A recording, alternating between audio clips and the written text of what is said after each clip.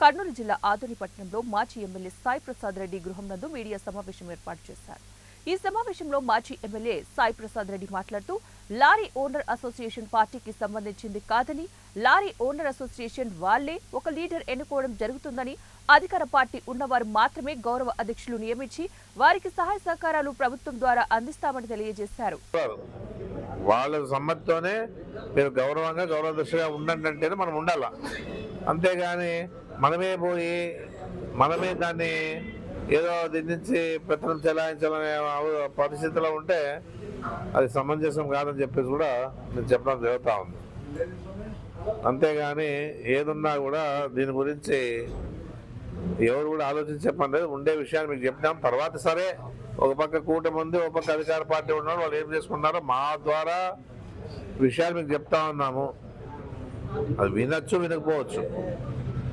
ఇబ్బంది పడేది ఎవరంటే లారీ ఓనర్లు. మేము ఓనర్లుండి వాళ్ళ బాధ ఏమంటే మేము ఓనర్లుండి మా మీద పెత్తనం ఏమనేది వాళ్ళ ఆలోచన.